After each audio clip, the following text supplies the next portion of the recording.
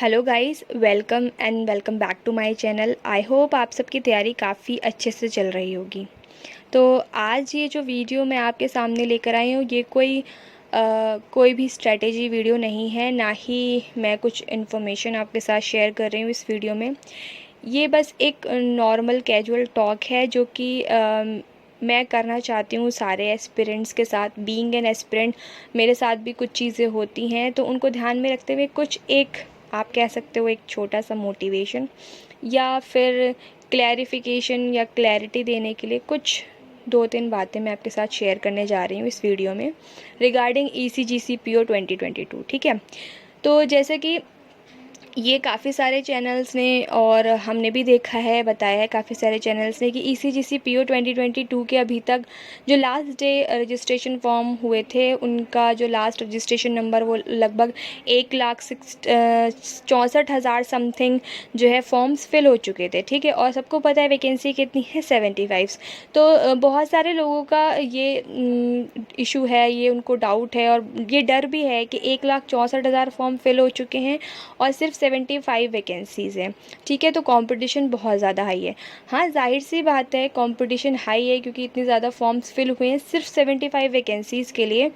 But अगर ध्यान से देखा जाए तो 1,64,000 फॉर्म्स जो हैं सिर्फ अभी उनमें से हमें यह नहीं पता चला है कि कंप्लीटेड फॉर्म कितने हैं, जो कि कुछ दिनों बाद ECGC खुद ही अपनी वेबसाइट पर बता देगा कि कंप्लीटेड रजिस्ट्रेशंस कितने हुए हैं, एप्लीकेशन जो इनकी फ़ी सबमिट हुई है और जिनको कंप्लीटेड माना जाता है वो कितने हैं।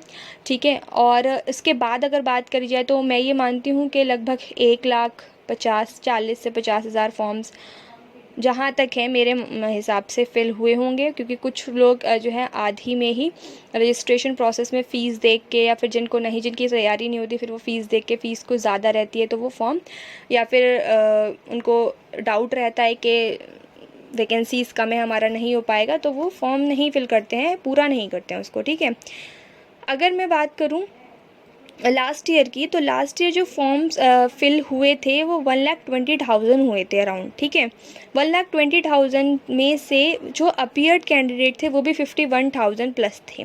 ठीक है, तो 51,000 उस टाइम अपीयर हुए थे, लेकिन उस टाइम कोविड भी था इसलिए कुछ कम लोग अपीयर्ड हुए थे। और दूसरा रीज़न इतने कम लोगों का अपीयर होने का ये है क्योंकि जो ये एग्ज़ाम है ECGC-PO का, ये पास के किसी भी सेंटर पे नहीं मिलता। जैसे आप किसी टाउन में रह रहे हैं तो आपको किसी अपने पास के ही शहर में नहीं मिल पाएगा। इसमें ये बड़े बड़े शहर में होता है, जैसे दिल्ली हो गया, मुंबई हो गया और बेंगलोर हो गया, इन सारे उसमें इसका जो है जाता है सेंटर। तो इस वजह से काफ़ी सारे लोग जो उनका प्रिपरेशन बहुत हल्का होता है तो वो नहीं जाते हैं।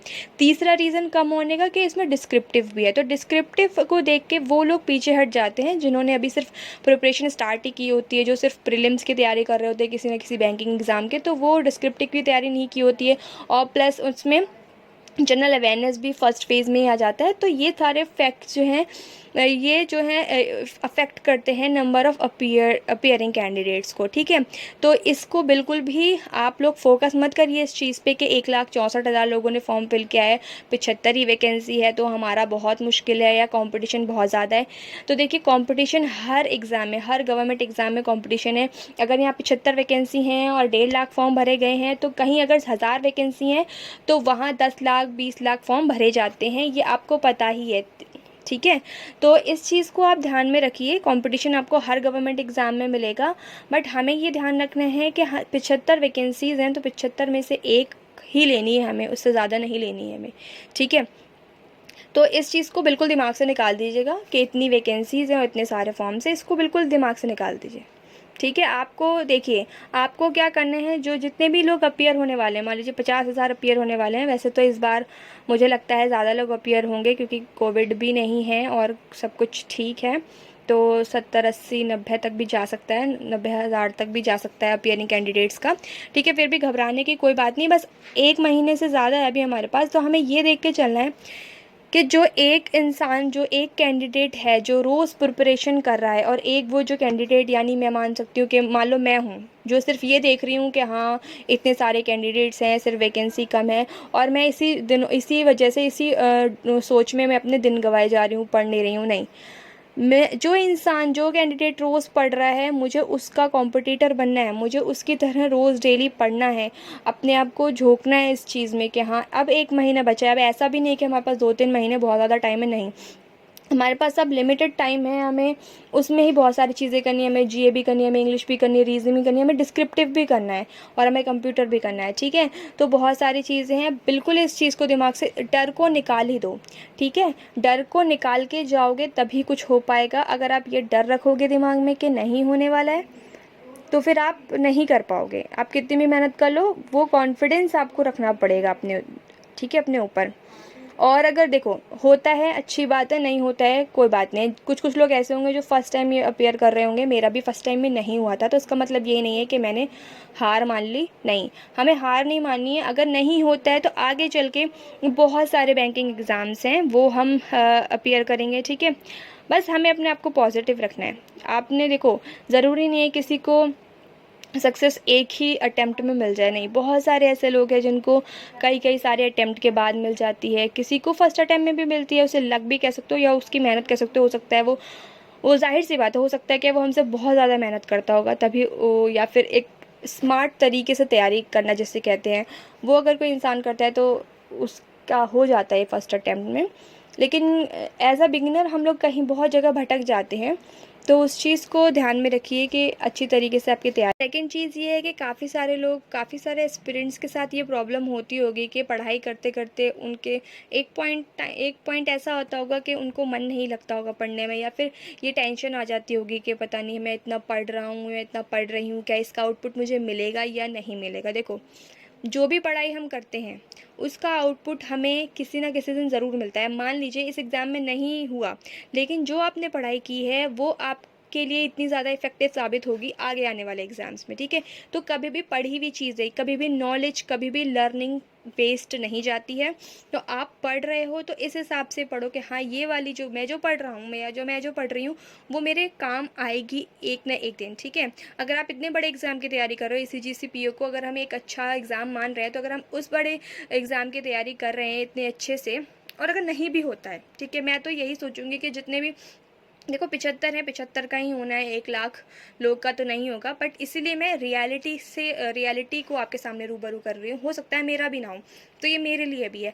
तो अगर हम इतने बड़े एग्ज़ाम की तैयारी कर रहे हैं, ईसीजीसी पीओ जिसका नाम है, और उसकी सीटीसी इतना ज़्यादा है, तो हमारी जो तैयारी होगी, ये तैयारी जो है हमारे आगे आने वाले जो भी छोटे एग्ज़ाम है, क्लैरिकल का हो गया, ठीक है, एसबीआई क्लर्क होगा, आईबीपीएस क्लर्क आएगा, आरआरबी क्लर्क आएगा, और हो सकता है पीओ भी, क्योंकि अगर हम पीओ, जब तक हम पीओ के एग्ज़ाम में पहुंचेंगे तब तक हमारी तैयारी और अच्छी हो जाएगी। तो इन एग्ज़ाम्स में हमें अपीयर होने में बहुत ज़्यादा हेल्प करने वाला है। तो ये मत सोचिए, अगर किसी ने ये भी सोचा है कि मैं सिर्फ ऐसे ही बिना तैयारी के एग्ज़ाम देने चला जाऊँगा, नहीं। आप अच्छे से तैयारी कीजिए, ये तैयारी आपको आगे हमेशा काम आएगी, ठीक है। लास्ट ईयर जो भी मैंने तैयारी की थी वो इस वक्त मुझे काम आ रही है, मुझे उतना ज़्यादा टाइम नहीं देना पड़ रहा उन सब चीज़ों को, जो कि अगर मैंने लास्ट ईयर नहीं किया होता तो आज मुझे उन सब चीज़ों में टाइम देना पड़ रहा होता, ठीक है। तो इसलिए इस चीज़ को भूल जाइए, और हमेशा जिस भी एग्ज़ाम के लिए तैयारी कर रहे हो उस पर डेडिकेटेडली तैयारी किए। होता है अच्छी बात है, नहीं होता है तो और अच्छी बात है, शायद आपकी किस्मत में कुछ और अच्छा लिखा हो, ठीक है। तो यही कुछ चीज़ें हैं जो कि होता है हमारे दिमाग में आती हैं, एज एन एस्पिरेंट मेरे भी आती थी और अभी भी कभी कभार आ जाती हैं। बट मैं यही अपनी दिमाग में ये चीज़ लेके रख चलती हूँ कि होगा तो अच्छी बात है, नहीं होगा तो कोई बात नहीं, मैं आगे आने वाले एग्ज़ाम्स में अपना और अच्छा करूँगी। और जो ये मैं तैयारी कर रही हूँ ये मेरी प्लस हो रही है मेरी पिछली तैयारी में, ठीक है। सबसे इम्पॉर्टेंट चीज़ ये है कि हमें अपने आप को प्रोग्रेस करना, हमारी प्रोग्रेस होनी चाहिए। अगर मैं आज कुछ पढ़ रही हूँ और मैं कल कुछ पढ़ रही हूँ, तो कल और आज की तैयारी में मेरी कुछ ना कुछ प्रोग्रेस मेरी होनी चाहिए, तभी मेरी वो तैयारी अच्छी मानी जाएगी, ठीक है। ये भी नहीं है कि आप पढ़ ही रहे हो, उसी चीज़ को दोबारा पढ़ते जा रहे हो और आप वही गलतियाँ बार बार करते जा रहे हो अपने मॉक्स में, नहीं। मॉक्स का एनालिसिस भी बहुत ज़रूरी है कि आज अगर इस मॉक में मैंने ये गलती की है तो दूसरे दिन मेरी ये गलती मॉक में ना हो, ठीक है। तो ये वाली अप्रोच रहती है। आई होप आप सबको ये मेरी थोड़ी सी बात जो भी मैं मेरे दिल में थी वो अच्छी लगी होगी, आप सब लोगों ने कनेक्ट किया होगा इस चीज़ को। और मैं भी आपकी तरह एक एस्पिरेंट ही हूँ, और मैं दुआ यही करूँगी कि जितने भी लोग तैयारी कर रहे हैं वो अच्छे से एग्ज़ाम दें। उनमें से 75 लोगों का होना है तो 75 लोगों, जो भी बेस्ट 75 है उनका हो जाएगा, और बाकी जिनका नहीं होगा वो आगे तैयारी करेंगे। मेरा नहीं होगा मैं तब भी आपके साथ तैयारी करूँगी, और मेरा होगा मैं तब भी आपकी तैयारी करवाऊँगी। ठीक है, thank you and all the best for your exam, और मेरी सारी बेस्ट विशेज़ हैं आप लोगों के साथ।